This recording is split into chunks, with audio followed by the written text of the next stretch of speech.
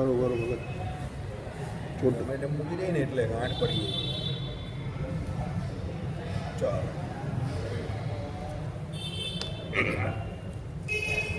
સ્વામિનારાયણ હરે, સ્વામિનારાયણ હરે. આજે 1 ડિસેમ્બર 2025 મોક્ષદા એકાદશી છે. આજે આપણે રોજ શ્રી રામાનુજાચાર્ય કૃત વ્યાસસૂત્રનું શ્રીભાષ્ય જે છે, ભગવાને જેને શિક્ષાપત્રીના 100મા શ્લોકમાં અધ્યાત્મશાસ્ત્ર કહ્યું છે એ જોઈએ છે. એને વિશે આપણે શનિવારે જોયું કે ભાઈ ભેદ શ્રુતિ જે છે એ ભેદ શ્રુતિઓને અદ્વૈતીઓ માનતા નથી. શ્રુતિઓ 3 પ્રકારની કહી છે વેદમાં. એક છે ભેદ શ્રુતિ, એક છે અભેદ શ્રુતિ અને ત્રીજી છે ઘટક શ્રુતિ. શાંતિથી બધા સાંભળજો, કંઈ ન સમજ પડે તો તમે મને પૂછી શકો છો. આપણા સેશન્સ કેવા હોય છે કે વાતચીત ચર્ચા તમે કરી શકો છો, કારણ કે જ્યાં આધ્યાત્મિક જગતની વાત આવે, હું એનો ફોન ક્યારનો રાહ જોતો હતો, હું એટલે ટાઈમપાસ કરતો હતો. એક જ મિનિટ કઈ નહીં લો ને, આ તૈયાર જ છે. હા વગર ઉપર હું સભામાં બેસી ગયો છું. હા પછી ક્યારે આવશો શહેરમાં? હા ઓકે, ચાલો ચાલો લાવો, ચાલુ જ છે.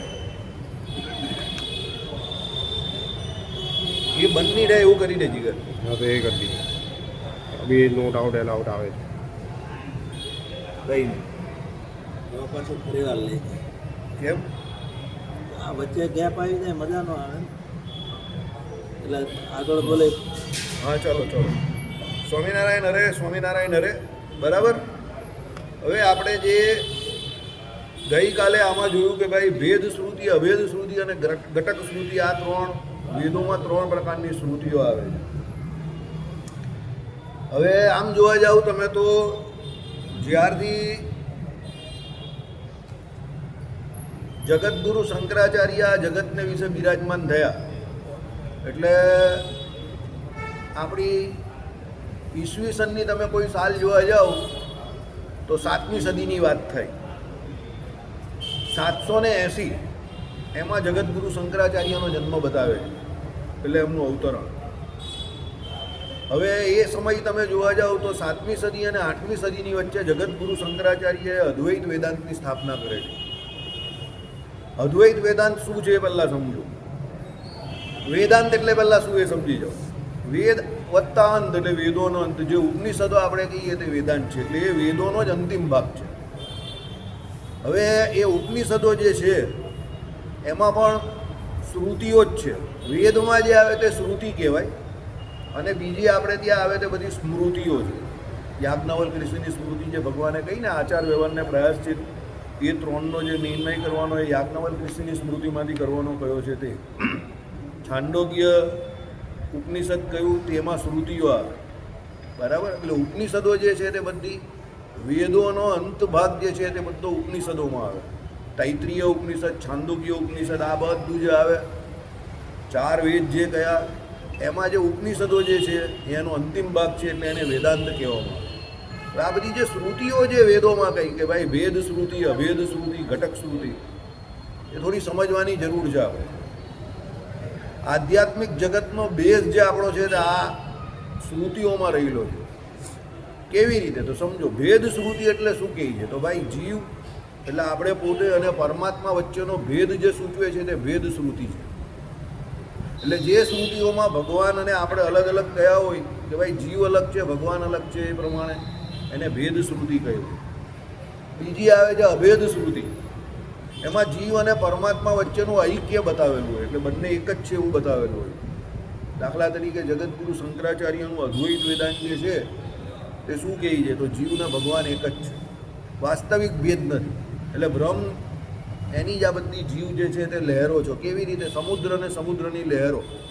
એનું ઉદાહરણ જગતગુરુ શંકરાચાર્ય આપે છે કે ભાઈ સમુદ્ર જે છે તે મુખ્ય સમુદ્ર છે, અને એની લહેરો બધી બહાર આવે છે. તો લહેરો જે બહાર આવે છે એ લહેરો બધી જે છે તે સમુદ્રથી તમે આમ જોવા જાઓ તો જુદી નથી, એ સમુદ્રનો જ એક ભાગ છે. સોના ને સોનાના ઘરેણા, એટલે મેઇન જે ગોલ્ડ હોય એમાંથી તમે બધા ઘરેણા બનાવો, તો ઘરેણાની અંદર પણ એ ગોલ્ડ જ રહ્યું છે. તેમ જીવ અને પેલા ભગવાન એટલે બ્રહ્મ, એ બ્રહ્મ જે છે એના અંશ રૂપે જીવ રહ્યા છે. એટલે વાસ્તવિક એ લોકો વચ્ચે, જીવ અને બ્રહ્મ વચ્ચે કોઈ ભેદ નથી. આવું જગતગુરુ શંકરાચાર્યનું અદ્વૈત વેદાંત આવું કહે છે. એટલે એમણે વેદોમાંથી જે અભેદ શ્રુતિઓ જે છે એને પ્રમાણપણે રાખીને અદ્વૈત વેદાંતની સ્થાપના કરી. હવે એની વચ્ચે જગતગુરુ રામાનુજાચાર્યએ 11મી સદી અને 12મી સદીની વચ્ચે, કારણ કે જગતગુરુ શંકરાચાર્યનું જીવન ફક્ત 32 વર્ષનું અને જગતગુરુ રામાનુજાચાર્યનું જીવન લગભગ 120 વર્ષનું. બહુ લાંબુ જીવેલા, દીર્ઘાયુ હતા. હવે સમજવાનું શું છે કે રામાનુજાચાર્યએ જગતગુરુ શંકરાચાર્યએ જ્યાં એમનું અદ્વૈત પૂરું કરેલું ત્યાંથી જ એમણે વિશિષ્ટાદ્વૈત વેદાંતની શરૂઆત કરી. કેવી રીતે? તો જગતગુરુ શંકરાચાર્ય અદ્વૈત એટલે બે પણાનો અભાવ એવું કહ્યું. તો રામાનુજાચાર્યએ શું કહ્યું કે ભાઈ હું અદ્વૈત તો માનું છું, પણ હું વિશિષ્ટ રીતે અદ્વૈત માનું છું. સમજવા જેવી વાત છે.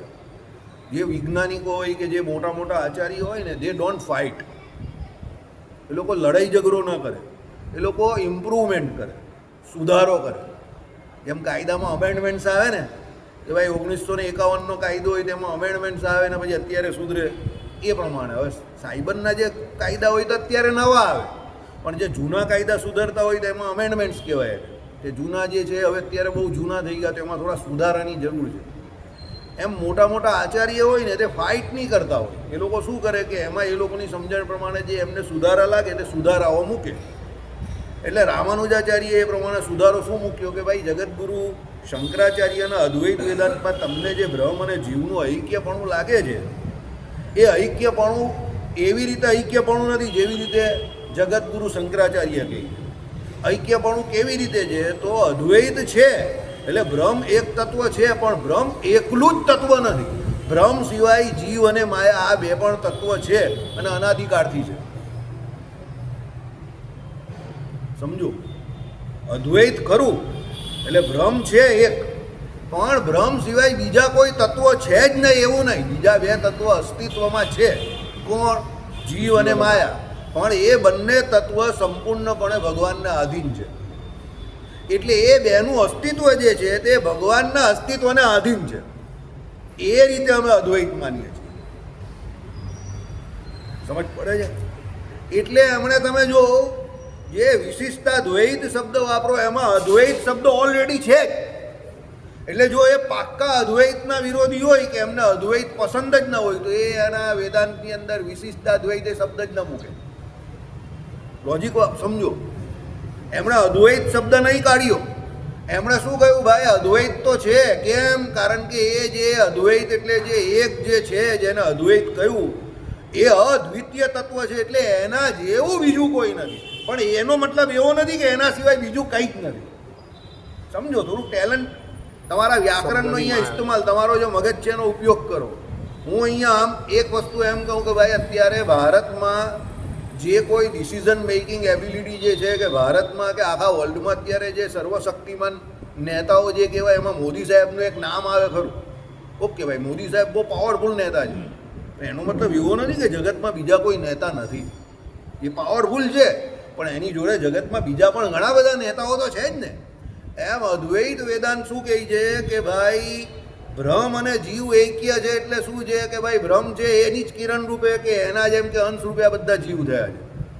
રામાનુજાચાર્ય કહે નહીં, આઈ સે નો. એ કહે કે હું ના પાડું.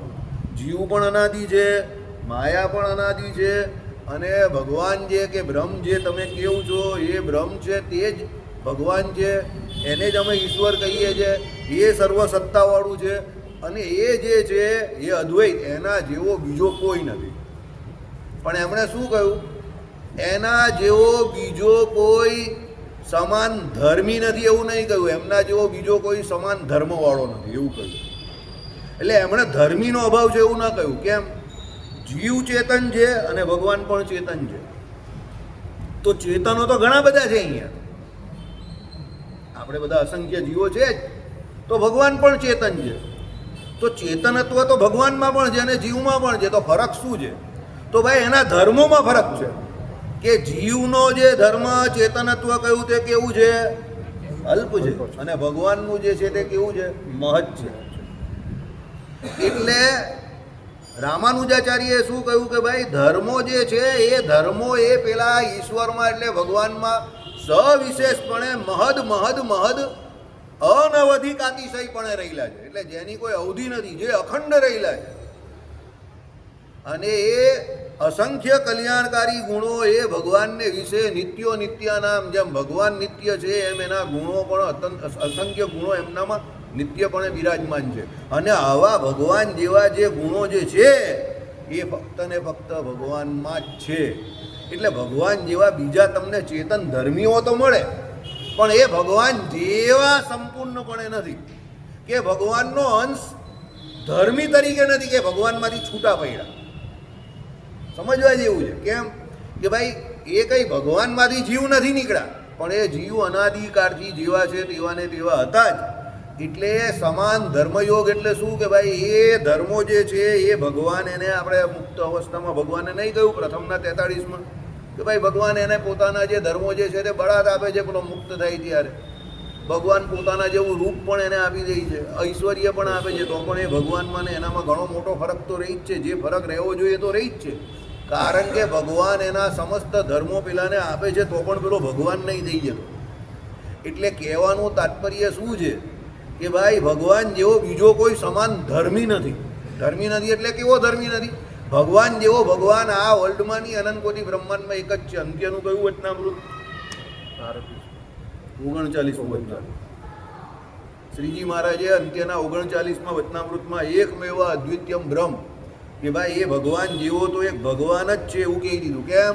બીજો કોઈ ભગવાન તમે બનાવવા જાઓ તો પણ બીજો કોઈ ભગવાન બની શકે નહીં. ભગવાન પોતાના સમસ્ત કલ્યાણકારી ગુણ પેલાને આપી દે તો પણ બીજો ભગવાન ન બની શકે. એ જીવ તો જીવ જ રે. સમજ પડી ગઈ? આ પ્રમાણે ભગવાને શ્રીજી મહારાજે પણ એ વિશિષ્ટાદ્વૈત વેદાંતનો સ્વીકાર કરેલો છે. અને રામાનુજાચાર્યએ સૌ પ્રથમ આ વિશિષ્ટાદ્વૈત વેદાંત જે છે તે જગતને પ્રકાશિત કર્યું. અને એ વિશિષ્ટાદ્વૈત વેદાંતની વિશિષ્ટતા જે છે કે એમાં પરમાત્માનું વિશેષણ, પરમાત્મા જે છે એનું વિશેષત્વ બતાવેલું. કોની સરખામણીમાં? આપણા જેવા જીવ અને એની માયાની સરખામણી. કે ભાઈ એ પરમાત્મા અતિશય વિશેષ છે, એટલે વિશિષ્ટ રીતે અદ્વૈત છે. એ જ આમાં વાત કરશે. આમાં ભાષા બહુ અઘરી છે, એટલે મેં તમને થોડીક પહેલાં હાઇલાઇટ આપી દીધી, એટલે તમને થોડીક ગુજરાતીમાં સમજ પડે. કારણ કે આ વેદાંતની ભાષા છે, અરજીવનદાસ શાસ્ત્રીની વેદાંતની ભાષા છે, એમનું પ્રકાશન છે. સતાનંદ સ્વામી આના રચનાર છે. સમજો, આ વિહારીલાલજી મહારાજ અને સતાનંદ સ્વામીની ટીકાવાળું આ સત્સંગી જીવન છે, 5 પ્રકરણવાળું. બંને બહુ વિદ્વાન વ્યક્તિ હતા. આપણા પહેલાં 3 જે આચાર્ય હતા ને તે બહુ વિદ્વાન હતા. વિદ્વાન એટલે એમની કેટેગરી એવી હતી કે કાશી બનારસમાં જે વિદ્વાનોના તકિયા પડે ને, પહેલાંના સમયમાં તકિયા પડે એવું કહેવાય, જે તકિયા ઉપર બેસે, ગાદી તકિયા ઉપર મોટા મોટા આચાર્ય, ત્યાં એમના તકિયા પડે એટલા હોશિયાર હતા પહેલાં 3 આચાર્ય વિહારીલાલજી મહારાજ સુધીના. બરાબર. અને એમણે ઘણા બધા શાસ્ત્રોની રચના પણ કરેલી. એટલે આ જે સત્સંગી જીવનની ટીકા જે છે તે આપણી 2 પ્રકારની 2 ટીકા ભેગી કરીને એનું ગુજરાતીમાં પ્રકાશન જે કરેલું છે, જે કામ ભાષ્યનું કરેલું છે તે અરજીવનદાસ શાસ્ત્રીએ કરેલું. એટલે સતાનંદ સ્વામી રચના અને સુકાનંદ સ્વામી અને વિહારીલાલજી મહારાજે જે ટીકા કરી કોની ઉપર? સત્સંગી જીવન ઉપર. એ સુકાનંદ સ્વામી અને વિહારીલાલજી મહારાજની ટીકા ઉપરથી આપણે આ સત્સંગી જીવન અત્યારે જે 5 પ્રકરણનું છે તે પ્રાપ્ત થયું. એટલે અરજીવનદાસ શાસ્ત્રી કેટલા બધા ટેલેન્ટેડ હતા એ વિચારો, કે એમણે થોડુંક સુકાનંદ સ્વામીમાંથી અને વિહારીલાલજી મહારાજ એ બંને ટીકામાંથી લઈને આ ગુજરાતીમાં લખેલું. અને આપણે જે અત્યારે સંપ્રદાયનો જે મુખ્ય ગ્રંથ સત્સંગી જીવન, એની કથામાં જેટલી મજાક ચાલે છે એટલી બીજી કોઈ જગ્યા પર નહીં ચાલે. એમાં જે એના મુખ્ય મુદ્દાઓ છે એની કોઈ દિવસ ચર્ચા વિચારણા જ નહીં થતી. કેમ કે પબ્લિકને બધા જન્મોત્સવ ઉજવવામાં અને આ ઉત્સવો કરવામાં જ આનંદ આવે છે. અને સૌથી વધારે દુઃખની બાબત એ છે કે પછી વક્તા પણ એ પ્રમાણે જ એને જે મોસાળે જમણવારને માં પીરસનાર જે જોઈતું હોય તે પીરસીને આગળ વધે છે. એટલે એમાં જે ક્રશ પોઈન્ટ જે છે એના મેઇન મુખ્ય મુદ્દાઓ એ કોઈ ચર્ચા કરતા નથી. જો એ ચર્ચા 25 વર્ષ પહેલાં શરૂ થઈ ગયો હોત તો અત્યારે આપણા સંપ્રદાયને કે આપણા ઈષ્ટદેવને કોઈ પણ જાલી કે ભગવાન નથી એવું ન કહેતો. આ બધા મુદ્દા જાહેરમાં ચર્ચા કરતા હોય આપણા વક્તાઓ, સાધુ પુરુષો ખાસ કરીને તો કોઈ બાપની કોઈ માયકા લાલની તાકાત નથી કે આપણા સંપ્રદાયને ફેક સંપ્રદાય કહી કે સ્વામિનારાયણ ભગવાનને ભગવાન ના કહે. પણ તમે માઇક ઉપરથી મેઇન જગ્યા ઉપરથી ચર્ચા વિચારના જ એવી કરો છો કે જે એકદમ નિમ્ન કક્ષાની હોય છે, એને સાંપ્રદાયિક લેવલ પર એની કોઈ વેલ્યુ નથી, એની આધ્યાત્મિક વેલ્યુ 0 છે. એટલે જે અભણ લોકો હોય કે જેને શાસ્ત્રમાં કંઈ સમજ નહીં પડતી એને મજા આવે, પણ જે કોઈ વ્યક્તિ વેદને કે વેદાંતને જાણે છે, કે જે આધ્યાત્મિક જગતમાં ઉન્નતિને માર્ગે આગળ વધેલા છે અને જોડે ભણેલા પણ છે, જેને શાસ્ત્રમાં સમજ પડે છે, એના મત પ્રમાણે આપણી આધ્યાત્મિક સાંપ્રદાયિક શાસ્ત્રોના મૂલ્યોની જે વેલ્યુ કહેવાય, શૂન્ય બટ્ટે સન્નાટા. સરદારજી આવ્યા નથી એટલે એનો અર્થ કહેતે તમને લીધો, શૂન્ય બટ્ટે સન્નાટા. ચાલો, તાત્પર્ય એવું છે કે જે તો ભેદ વચનોનો અનાદર કરીને સમગ્ર વિશેષોને અવિદ્યા કલ્પિત મિથ્યા કહીને ગુણથી એટલે વિશેષણથી પણ સઅદ્વિતીયતાને નહીં સહન કરીને નિર્વિશેષ એક જ તત્વને અભિમાને છે, તેઓને અદ્વૈત શ્રુતિઓના નિર્વાહ પ્રકારમાં અવિદ્યા જે એક અધિક ફળ માટે રહે છે, તો અદ્વૈતને બોધ કરનારી શ્રુતિઓનું ભેદ શ્રુતિના અનુસારે હાર્દ તો વિશેષ્યૈક્યમાં જ છે. કારણ કે બ્રહ્મ સમસ્ત ચેતન અચેતને વિશેષ્ય એક જ તત્વ છે, તે ચેતન અચેતનની સત્તા તો બ્રહ્મના વિશેષણપણે જ છે. આજે આપણે તમને ગુજરાતીમાં સમજાવ્યું એ જ વાત છે, પણ આમાં આ રીતે લખેલું છે એટલે તમે બધા મને એકદમ પેલું હું કંઈ બહુ જોરદાર કંઈ ગરમ મસાલાવાળી વાત કરતો હોય એ રીતે જોઈ રહેલા છે. સમજો, પહેલાં શરૂઆત આમાં અદ્વૈતથી કરેલી છે, જગતગુરુ શંકરાચાર્યની, જે આપણે પહેલાં શરૂઆત કરી એની જ વાત કરેલી છે. શું કહ્યું? ભેદ વચનોનો અનાદર કરીને. ભેદ વચનોનો એટલે કોનો? તો ભાઈ જે કોઈ ભેદ શ્રુતિ કહી તેનો અનાદર કરીને, એટલે જેમાં જીવ અને ભગવાનને જુદા જુદા કયા હોય એનો અનાદર કરીને. જે આપણે વાત કરીને કે જગતગુરુ શંકરાચાર્યએ એમના અદ્વૈત વેદાંતની અંદર ભેદ શ્રુતિઓને ધ્યાનમાં લીધી નથી, પણ ફક્ત ને ફક્ત અભેદ શ્રુતિઓને ધ્યાનમાં લીધી છે, જેમાં પરમાત્મા અને આત્માનો ઐક્યવાદ એટલે બંનેને એક બતાવેલા છે એનો. એટલે આમાં શું કહ્યું અરજીવનદાસ શાસ્ત્રીએ કે જેમાં ભેદ શ્રુતિઓનો એટલે વચનોનો અનાદર થયો. હું પોતે પણ સાહેબની જેમ એવું માનું છું કે સત્સંગી જીવન હજુ પણ વધારે સરળ ભાષામાં પ્રકાશિત થવું જોઈએ, અને એના માટે કોઈ વિદ્વાન વ્યક્તિએ પ્રયત્ન કરવો જોઈએ.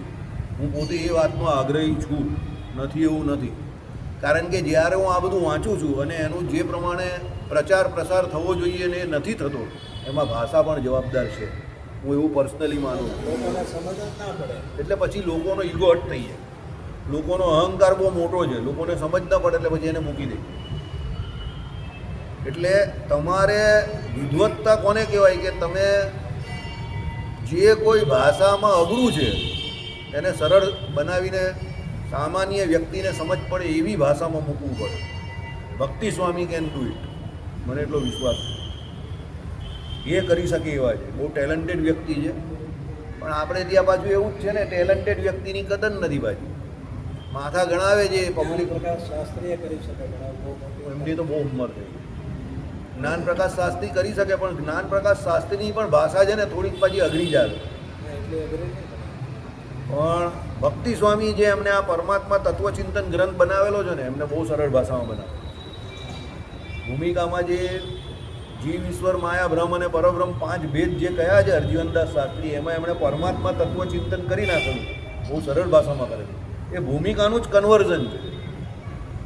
એટલે ભૂમિકા જે છે એને સરળ ભાષામાં લખેલી છે, સમજો.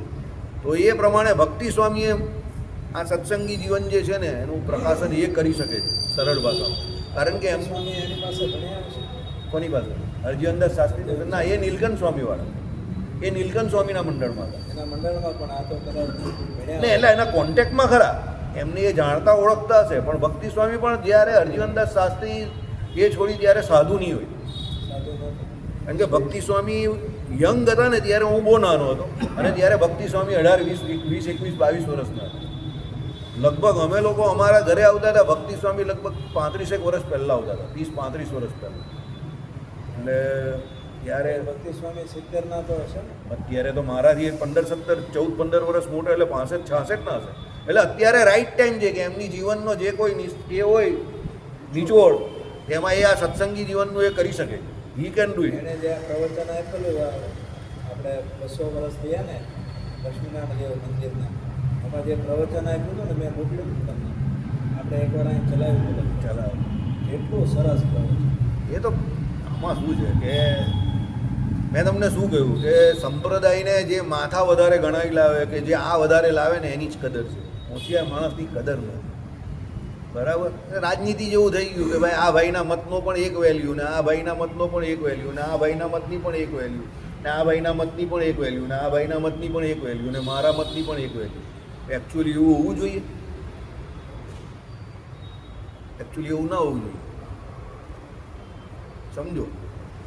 બરાબર? લોકશાહી ઉપર પ્રથમ વખત કોણે કહ્યું? Abraham Lincoln. લોકશાહી એટલે ટોળાશાહી. ગાંડો માણસ હોય તો એને એક વોટનો બસ. અને બહુ એક્સલન્ટ માણસ હોય તો એણે લગભગ કોઈ બહુ મોટા તત્વચિંતકને અનુલક્ષીને જ કહ્યું કે આ અત્યારની 100 વર્ષનો સૌથી મોટો તત્વચિંતક છે, તો પણ એના મતની વેલ્યુ એક. અને કદાચ કોઈ માનસિક રીતે બીમાર છે પણ એનો મત આપવાનો હજુ અધિકાર નહીં ગયો, તો એ મત આપશે તો એના મતની પણ વેલ્યુ કેટલી? એક. એકચ્યુઅલી એવું ન હોવું જોઈએ ને. સમજો? હવે લોકશાહી છે. લોકશાહીનો અર્થ જ એવો થાય કે ભાઈ લોકોથી લોકો વડે ચાલતું શાસન એટલે લોકશાહી. ચાલો, એટલે આપણે ત્યાં પણ એક નિયમ લાગે છે. બરાબર? એટલે આમાં જે કહ્યું એ પ્રમાણે કે જગતગુરુ શંકરાચાર્યના અદ્વૈત વેદાંતમાં જે ભેદ શ્રુતિ જે છે એને ધ્યાનમાં નથી લીધી, એનો અનાદર કરેલો. પછી વાત, પછી હિસાબ જે કંઈ વધારે હોય તો મને આપી દેવાનો.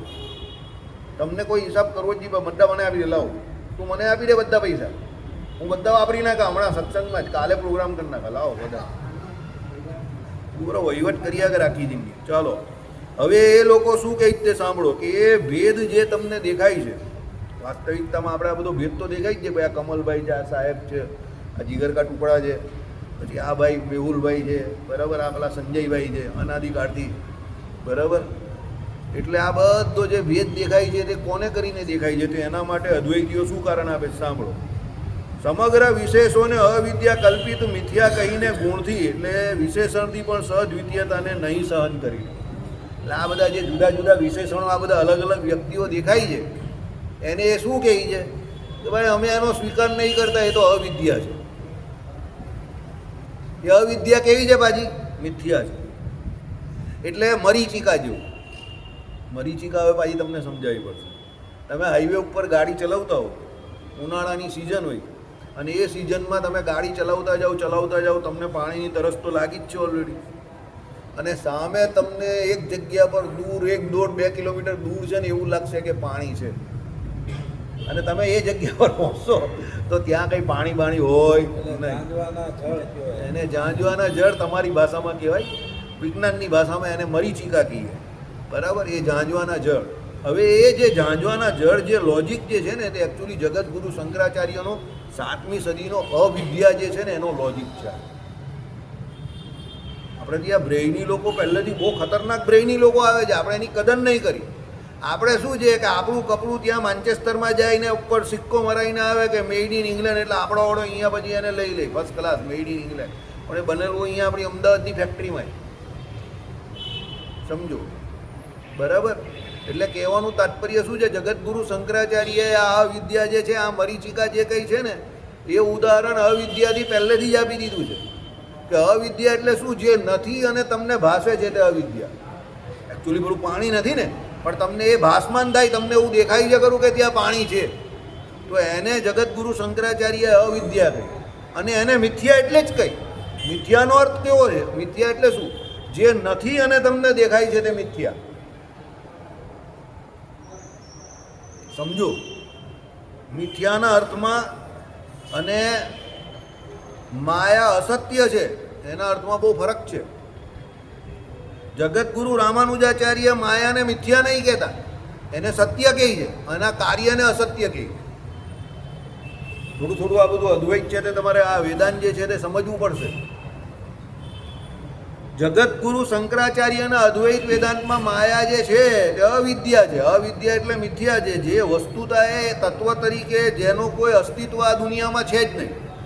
પણ બ્રહ્મ જે છે એને પોતે અવિદ્યા જે છે એ ભાસી એટલે એનો આભાસ થયો, જેને કારણે એ બ્રહ્મ પોતે પોતાને આ અવસ્થામાં અત્યારે જીવ સમજી બેઠો છે. એટલે અલગ અલગ રૂપે આ દેખાય છે. બાકી વસ્તુતા એ અવિદ્યા છે. વસ્તુતાએ જ્યારે એ બ્રહ્મને પોતાના સ્વરૂપનું જ્ઞાન થશે એટલે એ પાછું પોતાના ઓરિજિનલ સ્વરૂપમાં એટલે બ્રહ્મ સ્વરૂપ થઈ જશે, એટલે બ્રહ્મ થઈ જશે. આ જે અત્યારે જે ભેદ દેખાય છે તે વાસ્તવિક નથી, અવાસ્તવિક છે, મિથ્યા છે. બરાબર? અને આ ભેદ જે છે તે કોને કારણે? અવિદ્યાને કારણે છે, જે વાસ્તવિક નથી. આવું કોનું માનવું છે? જગતગુરુ શંકરાચાર્યનું માનવું છે. અદ્વૈતમાં. હવે રામાનુજાચાર્ય શું કહે છે? નહીં, અમે તો માયાને મિથ્યા નથી માનતા.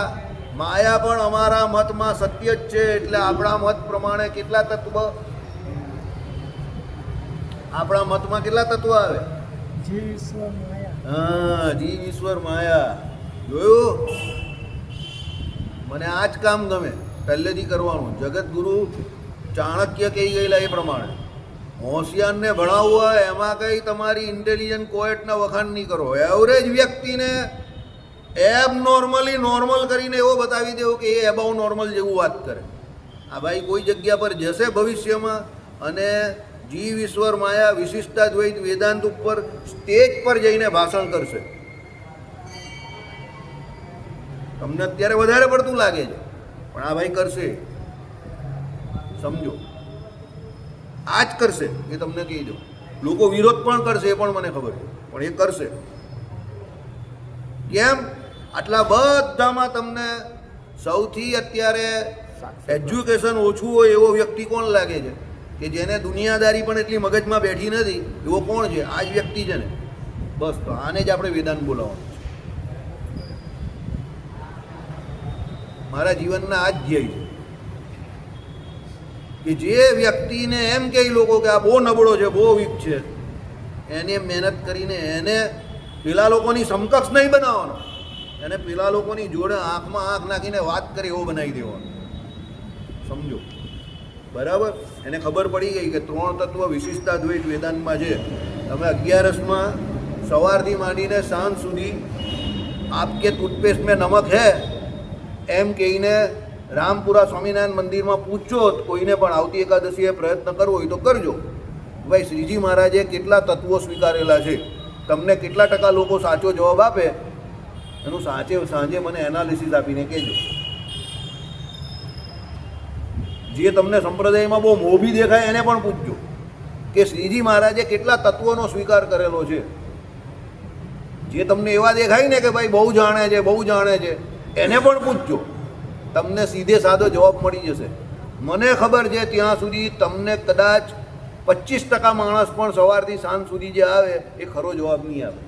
25% તો હું બહુ હાયર કહું. બરાબર? પણ આ ભાઈને ખબર પડી ગઈ. શું? સભામાં રોજ આવે છે અને એનું ધ્યાન છે એટલે. બરાબર? ઇમરાન ખાન 1986માં વેસ્ટ ઇન્ડિઝની ટીમ બહુ પાવરફુલ હતી ને, એ છે ને શાસ્ત્ર વાંચે. એનું કમિટમેન્ટ છે. ત્યારે ઇમરાન ખાનની ટીમમાં 2-4 ખેલાડી જરા ઇગોઇસ્ટિક હતા કે ભાઈ આપણે તો સ્ટાર ખેલાડી છે. ઇમરાન ખાને અંગ્રેજીમાં એક સ્ટેટમેન્ટ આપેલું, મારે જીતવા માટે I don't require any winners. મારે કોઈ મોટા ખેલાડી કે વિનરની જરૂર નથી. I want commitment oriented player. ભલે એનામાં ઓછું ટેલેન્ટ હશે પણ જેને એવું કમિટમેન્ટ હોય કે નહીં મારે કંઈક કરી બતાવવું છે એવા ખેલાડી મારે જોઈએ. અને એકચ્યુઅલી હી ડીડ ધેટ. એણે 1986-88થી એ મહેનત કરવાની ચાલુ કરી તો એની સામાન્ય દેખાતી ટીમ હતી તે 92માં વર્લ્ડ કપ જીતી ગઈ. સમજો? એટલે કહેવાનો મતલબ શું છે? માણસ સામાન્ય નથી હોતો. માણસ પોતે પોતાના કાર્યો દ્વારા અસામાન્ય બની શકે છે. બાકી માણસ તો બધા સરખા જ હોય છે. આપણે તે દિવસે શું ચાલવું? જીવ અને એનું જ્ઞાન, આ બંને કેવા ફેક્ટર છે? કોમન ફેક્ટર છે. એ બંને સામાન્ય છે. એ જે સિલેક્શન કરે છે કોનું, વિષયોનું, જેને જાણવાનું જ્ઞેય, એની ઉપર એની સફળતાનો આધાર છે. હવે આને એનું સિલેક્શન પ્રોપરલી પકડી લીધું છે કે મારે ત્યાં અંદર સેવા કરવાની છે, અહીંયા શાસ્ત્ર વાંચવાના છે, ભજન કરવાનું છે, એટલે આ બરાબર લાઈનમાં જઈ રહેલું છે. જો આ લાઈન પકડી રાખશે તો મેં તમને કહ્યું એ પ્રમાણે વન ડે એ સ્ટેજ ઉપરથી વિશિષ્ટા દ્વૈત વેદાંત લોકોને સમજાવશે. બરાબર? ચાલો આગળ જઈએ. શું કહ્યું કે ભાઈ અવિદ્યા જે છે તે આ પ્રમાણે છે. હા, હવે આપણે રામાનુજાચાર્યની માયા શું છે એ સમજતા હતા. રામાનુજાચાર્ય આ ભાઈએ મેહુલભાઈએ કહ્યું એ પ્રમાણે જીવ ઈશ્વરને માયા ત્રણ તત્વ આપણે અનાદિ માનીએ છીએ, એટલે માયા પણ સત્ય છે આપણામાં. તો ભાઈ તમે કહો કે ભાઈ માયા સત્ય છે, તો આપણે તો બધા જગતમાં તો માયા તો સત્ય કહેતા નથી, માયા માયા કહી છે. ભાઈ માયાનું કાર્ય જે છે તે પરિવર્તનકારી છે, અને માયા આપણે ત્યાં પરિવર્તનકારી છે, અને ક્ષણે ક્ષણે ક્ષણે ક્ષણે શું છે એનું રૂપ બદલનારી છે. એટલે આપણે ત્યાં માયાના કાર્યને અસત્ય કહ્યું છે, માયાને અસત્ય નહીં કહી. કારણ રૂપીણી જે માયા જે છે તે તો રહે જ છે.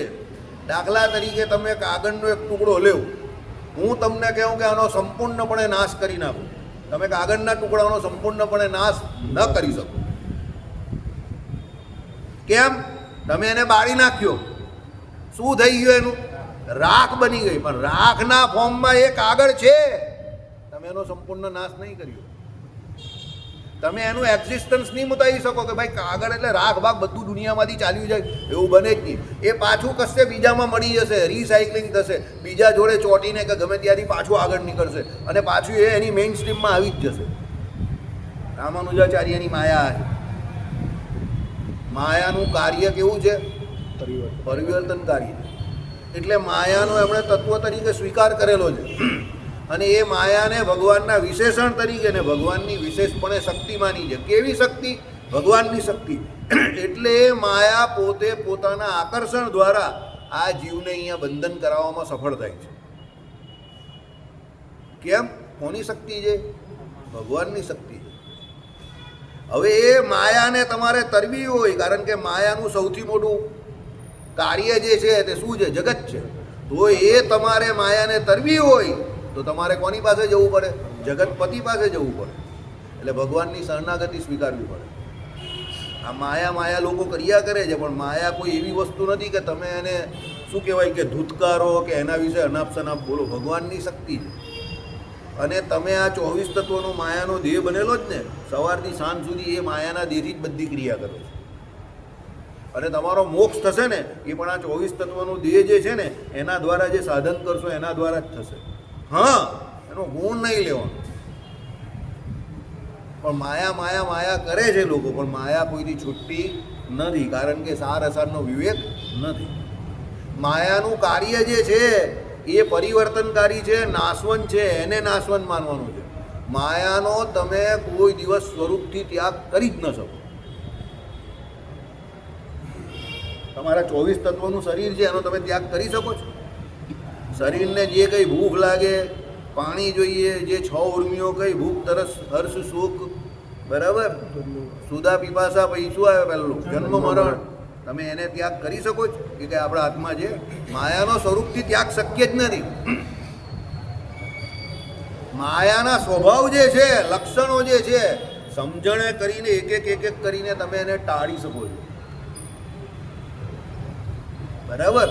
એ લક્ષણોમાં શું આવે? કામ, ક્રોધ, લોભ, મોહ, મદ, મત્સર, ઈર્ષ્યા, તૃષ્ણા. આને સમજણે કરીને તમે છોડી શકો. બાકી પેલો કંઈ માયા મૂકી દે, માયા મૂકી દો, હું માયા મૂકી દેવાનો, શરીર થોડો મૂકી દેવાનો છે, કાં માયાને મૂકીને જવાનું? માયાનું શરીર તો રહેવાનું જ છે. સમજો? એટલે એ સમજણનો અભાવ છે. એટલે જગતગુરુ રામાનુજાચાર્યએ શું કહ્યું? ભાઈ, અમે માયાને અવિદ્યા નથી માનતા, અમે માયાને સત્ય માનીએ છીએ. અને એ માયા જે છે તે મોહ પમાડનારી છે. પણ કેમ મોહ પમાડે છે? ભગવાનની શક્તિ છે. અને જે બદ્ધ જીવો છે, જેને સંસારમાં કે અહીંયા રસ છે એને જ, બાકી જે ભગવાનની સમર્પિત છે કે શરણાગતિ સ્વીકારેલી છે, માયા એનું કંઈ બગાડતી નથી. સમજો? બરાબર? ચાલો. એટલે શું કહ્યું કે ભાઈ અવિદ્યા કલ્પિત મિથ્યા કહીને ગુણથી વિશેષણથી પણ સદ્વિતીયતાને નહીં સહન કરીને નિર્વિશેષ એક તત્વને અભિમાને છે. એટલે નિર્વિશેષ એટલે કોઈ પણ પ્રકારના વિશેષણ વગરનું એક તત્વ શું છે? બ્રહ્મ. ફક્ત બ્રહ્મને જ એ લોકો સ્વીકારે છે. કોણ? જગતગુરુ શંકરાચાર્યનું અદ્વૈત વેદાંત. બ્રહ્મ સિવાય બીજું બધું જે તમને દેખાય છે ને બધું મિથ્યા છે. બરાબર? એટલે જગત મિથ્યામ નારાયણ સત્યમ. એટલે આવું કોણે સૂત્ર આપેલું? જગતગુરુ શંકરાચાર્યનું આ સૂત્ર. એટલે અવિદ્યાએ કલ્પિત માયાએ કરીને આ જગત જે છે તે તમને દેખાય છે અને તમે પણ પોતે પોતાને બદ્ધ જીવ રૂપે જોઈ રહેલા છો કે માની રહેલા છો. બાકી તમે કોણ છો? બધા ભ્રમ જ છો. સમજો? હવે આવું જે કહ્યું એમણે કે બધા ભ્રમ છો, તો આપણે થાય કે યાર આપણે પોતે જીવ છે, તો જગતગુરુ શંકરાચાર્ય જેવા આટલા મોટા આચાર્યને એટલી બુદ્ધિ ન હશે કે આપણે જીવ છે, આપણે ભ્રમ નથી? આવું કેમ એણે કહ્યું હશે? થાય ને આવું? એમણે આ પોલિટિક્સ કરેલી, જાણી જોઈને કરે. એ સમય પરિસ્થિતિ, એ સમયની જરૂરિયાત એવી હતી. ત્યારે આપણે ત્યાં પહેલી સેન્ચુરીમાં બૌદ્ધો અને જૈનો, ભારતીય સંસ્કૃતિમાં એનું પ્રભુત્વ બહુ વધારે હતું. હવે જે બૌદ્ધો જે છે તે બધા અવૈદિક હતા, એ વેદને માનતા ન હતા. હવે વેદને ન માને એટલે ધીરે ધીરે બધા નિરીશ્વરવાદ તરફ આગળ જતા હતા. એટલે વેદોમાં જે કંઈ કહ્યું એ યજ્ઞ યાગાદિ બધું બંધ થઈ ગયેલું. આપણે બધા લોકો નિરીશ્વરવાદ તરફ જતા થઈ ગયા, ભગવાનને માનતા બંધ થઈ ગયા, નાસ્તિક થઈ ગયા હતા.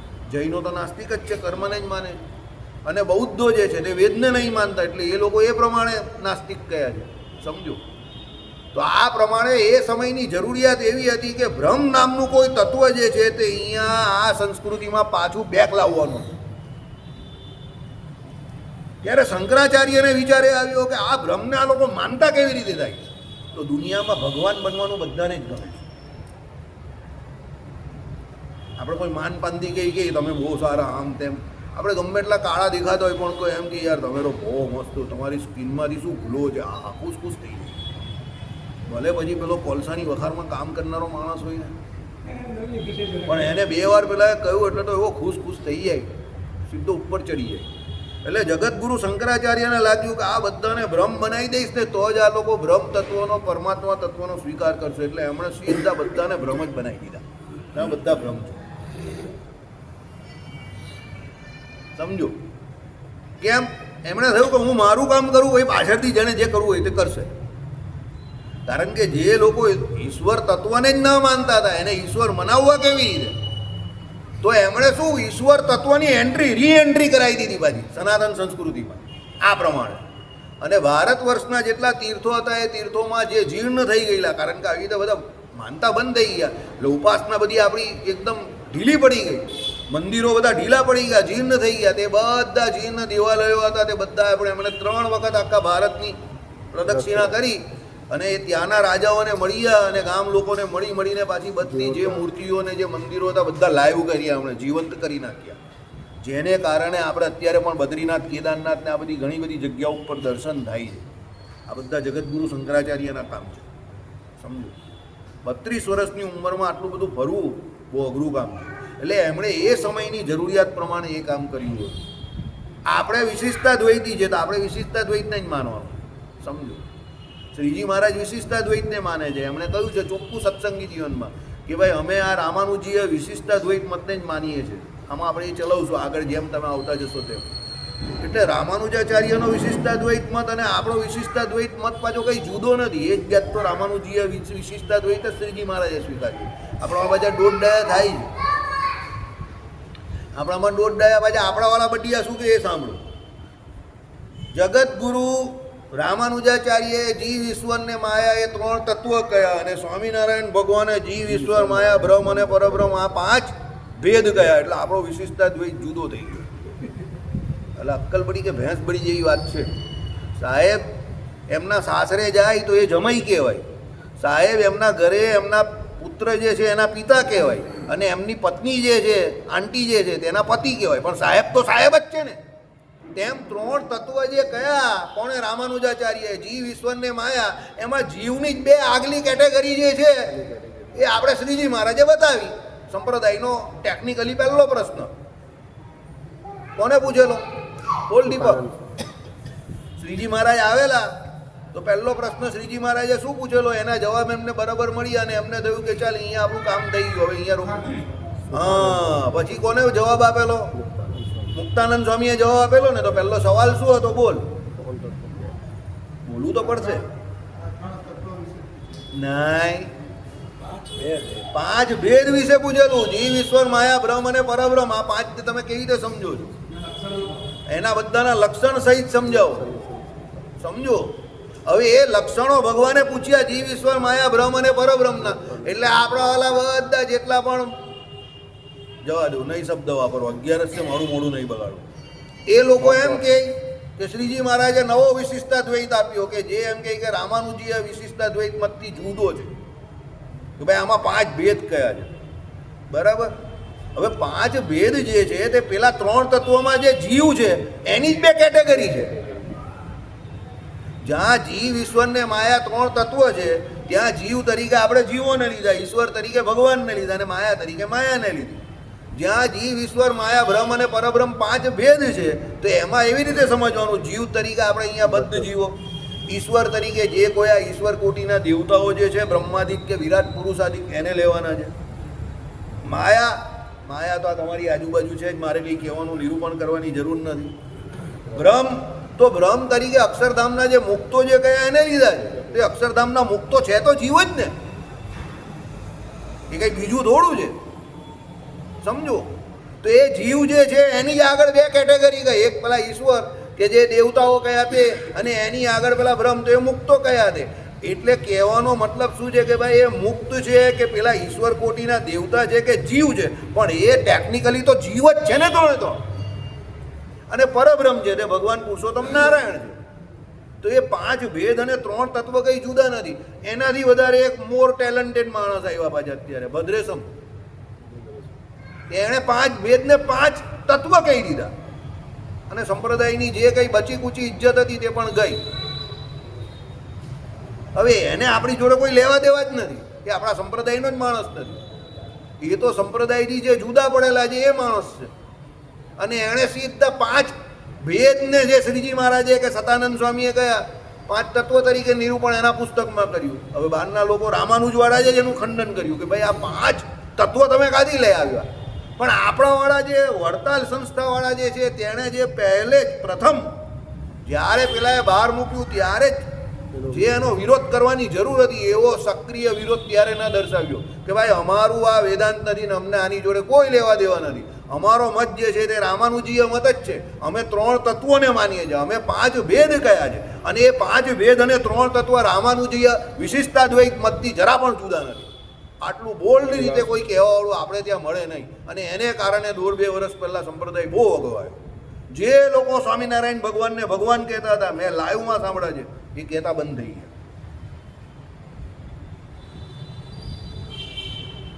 જે રામાનુજીય સંપ્રદાયવાળા સ્વામિનારાયણ ભગવાનને छपैया में विराजमान जिसका अवतार सब छपैया में हुआ था, शिक्षापत्री में जिसने हमारा विशिष्टाद्वैत वेदांत स्वीकार किया है वो स्वामीनारायण भगवान જે આવું બોલનારા હતા અત્યારે બોલતા બંધ થઈ ગયા. કોને કારણે?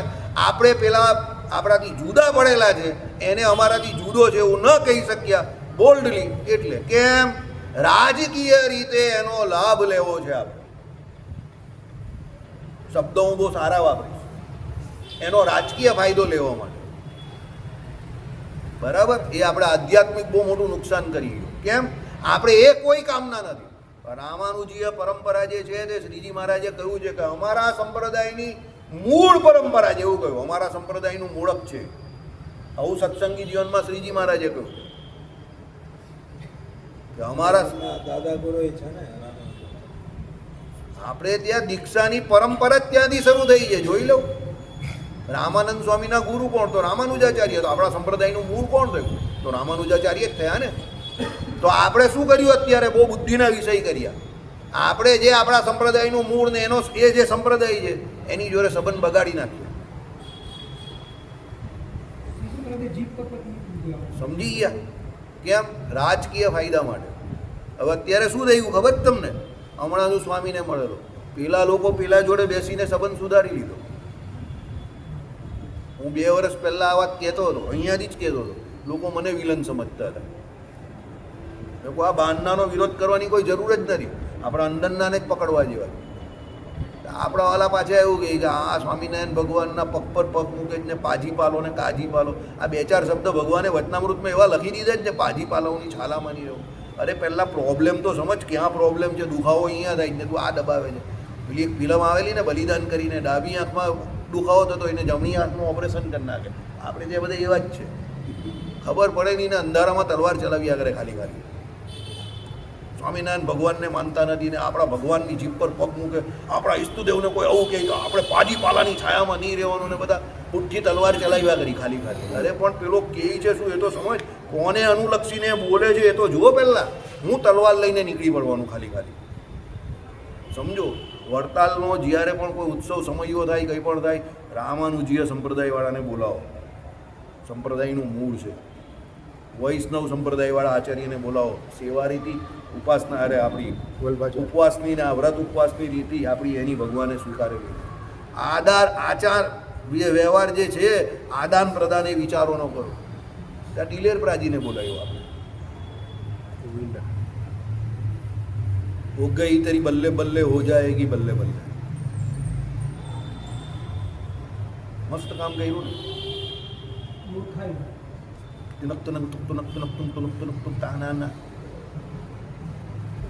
બરાબર છે કે નહીં? ટેલેન્ટેડ માણસ આપણે જે બધા. દિલેશ રાજ જોરદાર, સમજી ગયા. ચાલો કંઈ નહીં, વાત મારી બહુ કોઈને ગમે એવી નથી, પણ મને એનો કોઈ અફસોસ પણ નથી. બરાબર, ચાલો. જય સ્વામિનારાયણ. ઓકે, એટલે તેઓને અદ્વૈત શ્રુતિઓના નિર્વાહ પ્રકારમાં અવિદ્યા જે એક અધિક ફળ માટે રહે છે. આ લોકો શું અદ્વૈતીઓ જબરજસ્તી અભેદ પકડી રાખવા માટે અદ્વૈત શ્રુતિઓને પકડી રાખે અને અભેદ સિદ્ધ કરવા જાય ને એમાં મુખ્યપણે બતાવે કોને? અવિદ્યાને. માયાને પકડી રાખવાની બસ બધે.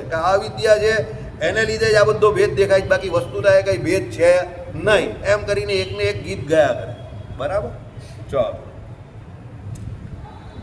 તો અદ્વૈતને બોધ કરનારી શ્રુતિઓનું ભેદ શ્રુતિને અનુસારે, હા તમે લોકો ફોટો લેવો ને, આખો ફોટો નહીં લેતા, પેલા આમ આજુબાજુથી કટ થઈ જાય ને એવી રીતે લેવું. અદ્વૈતને બોધ કરનારી શ્રુતિઓનું ભેદ શ્રુતિને અનુસારે હાડ તો વિશેષ શક્યમાં જ છે. સમજો.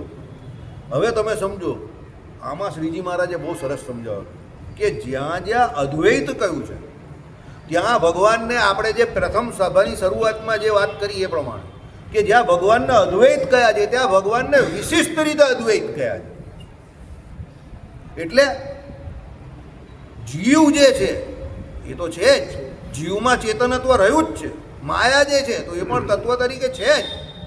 એટલે ધર્મી જે છે બીજા તે બધા ધર્મીઓ હાજર છે જ, પણ ભગવાન જેવો બીજો કોઈ ધર્મી નથી. ભગવાન જેવા તો ભગવાન જ છે. એટલે ભગવાનમાં એ વિશેષજ્ઞ કયું વિશેષજ્ઞ કે ભાઈ અનંત બ્રહ્માંડમાં અનંત જીવ જે રહ્યા છે તે એક કાળ અવિચ્છિન્ન એ દરેક જીવના અનંત કોટી કાળના જે અનંત જન્મો થઈ ગયા એ બધાના કર્મોને ભગવાન એક સાથે જાણી શકે છે. બધાનું એક સાથે ફળ આપે છે. અત્યારે બધાનું ફળ આપી રહેલા છે. અત્યારે કોઈ ખાતો હશે, કોઈ પીતો હશે, કોઈ હોસ્પિટલમાં હશે, કોઈનું ઓપરેશન ચાલતું હશે, કોઈને કંઈ એક્સિડન્ટ થઈ ગયું હશે, કોઈ બેઠો બેઠો પ્રમોશનને માની રહ્યો હશે, કોઈ આ કરતો હશે, બે કરતો હશે. કેટલું બધું કાર્ય એક સાથે ભગવાન કેટલા બધાને ફળ આપે છે. જોઉં તમે અહીંયા શાંતિથી સત્સંગમાં બેઠા છો એ પણ ભગવાન જોઈ રહ્યા છે. કોઈ અત્યારે શામ ઢલને કે બાદ પાણી નહીં પીતે, ભલે એકાદશી હોય એમ કરીને પાણી નહીં પીતો હશે, કંઈ બીજું પીતો હશે, તો પણ ભગવાન એને જોઈ રહ્યા છે. પછી સમય આવશે ત્યારે એનું પરિણામ આપશે, ભગવાન એને હોસ્પિટલમાં રાખશે અને ભગવાન પછી એને કહેશે આજ તેરે કો પાણી બી નહીં મિલેગા.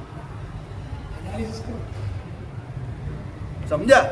આવું વિશેષજ્ઞ જે છે તે વિશેષજ્ઞ કેમાં છે? ભગવાનમાં છે. સર્વ કર્મ ફળ પ્રદાતા પણ ભગવાનનું છે. અનાદિકાળથી એ જીવને વિશે ભગવાન રહ્યા છે અને દરેક જીવને એના કર્મ પ્રમાણે એક સાથે સાયનર્જેસ્ટિક ઇફેક્ટ જે કહેવાય ને એ પ્રમાણે. કેવી રીતે સાયનર્જેસ્ટિક? જીવ અને ભગવાન, જીવ પાછા અસંખ્ય અને ભગવાન જીવ અસંખ્ય, જીવો અસંખ્ય કર્મ કરે અને એ બધા કર્મોને ભગવાન એક સાથે જાણે અને એક સાથે એના કર્મોનું ફળ પણ આપે. કોર્પોરેટ વાળો પેલો કહે ને multitasking ability, multitasking ability actually ભગવાન સિવાય બીજા કોઈનામાં નથી. કેટલા બધા ટાસ્ક એક સાથે ભગવાન કરે છે. ઉત્પત્તિ સ્થિતિને પ્રલય કરે તે જોવું તમે. કયા બ્રહ્માંડની કેટલી આયુ થઈ, કયા બ્રહ્માંડનો નાશ કરવાનો, કયા બ્રહ્માંડનો ઉત્પન્ન કરવાનો. પાછું ભગવાન પાછા વચનામૃતમાં શું કહે ખબર? એવા એકાદ બે બ્રહ્માંડનો નાશ થઈ જાય તો એની અમને કંઈ પડી નથી. આપણે પાછા કે ભગવાન જોડે જ દાદાગીરી કરીએ. સમજી ગયા? કહેવાનું તાત્પર્ય શું છે કે ભાઈ એ ભગવાન જે છે એમાં એ વિશેષૈક્ય રહ્યું છે. શું કે ભગવાન જેવા એક ભગવાન જ છે. જીવ કોઈ દિવસ ભગવાન થઈ શકવાનો નથી. ચાલો, એટલે કારણ કે બ્રહ્મ સમસ્ત ચેતન અચેતનને વિશેષ્ય એક જ તત્વ છે. એટલે ચેતન આ બધા જીવ અને અચેતન માયા એ ભગવાનનું શું છે? વિશેષણ છે. એટલે આપણે ભગવાનના અધીન છે. ભગવાન જે છે તે સ્વતંત્ર છે. ઓ નીલિયા, પેલા વાસુદેવ ભગત નીચે આવ્યા, જરા મળી લે ની, શું કહે છે?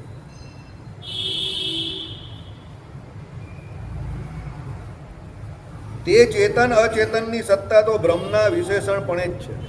હવે આપણી સત્તા ખરી, બરાબર? તમારી સત્તા કેટલી છે તો હું જાણું જ છું. કાલે દ્વાદશી છે, પાણનામાં તમારા ઘરે ફોન કરી દઉં, મસ્ત પુલાવ કરી, રતારુની પૂરી, મસ્ત રવાનો શીરો અને મસ્ત પંચકુટિયું શાક બનાવી દે. આટલું તમે બધા ઘરે ફોન કરીને કહી દે. તમારા બધાની સત્તા તમને હમણાં 1 કલાકમાં જ ખબર પડી જશે. કાલની ડીશનો ફોટો મોકલી દો. તમારા ઘરે તમે તો ગ્રહસ્થ છો, તમે કહી શકો છો ને, માને નહીં કેવું, બરાબર? કારણ કે હું તો ઝૂલેલાલ મસ્ત કલંદર. તમારી જે સત્તા છે, તમે ગ્રહસ્થ છો, બરાબર? તો તમે આ બધા ઘરે કહી દઉં કે કાલે સવારે દ્વાદશીના પાંડનામાં આપણે ઠાકોરજીને થાળમાં આ ધરાવવાનું છે, પનીર મટનની સબ્જી ધરાવવાની છે, પુલાવ કઢી ધરાવવાના છે, મસ્ત રવાનો શીરો ધરાવવાનો છે અને એની જોડે રતારુની પૂરી. આટલું તમે ખાલી ઘરે કહી દઉં ને પછી સાંજે ઘરે જજો, તમારું રાતનું જાગરણ આજે થઈ જશે. સાચું કહ્યું ને મેં? એક વોટ્સએપ છોડીને જોઈ લો, તમારી સત્તા કેટલી જ તે તમને ખબર પડી જશે. અહીંયાથી 80% લોકો માથું ખજવારતા થઈ જાય, બીજું જે કોઈ હોય તો બધું આમ ખજવારે તેમ ખજવારે. સપના. બરાબર? આ જય તો બિચારાનું કંઈ થયું નહીં તો પણ હશે, સપનું. બરાબર? કલ્પેશભાઈ સાચી વાત કરી ને? આવું કેવું તો ઘરે શું સામેથી જવાબ શું આવે? હે? બોલ્ડે. મોડું ભૂલી જાય. તો આવો બોલ્ડ એન્ડ બ્યુટીફુલ માણસ છે, મારા જેવા છે. જે હોય તો મોડા પર જ કહી દે. મેં એટલે જ એમને પૂછ્યું.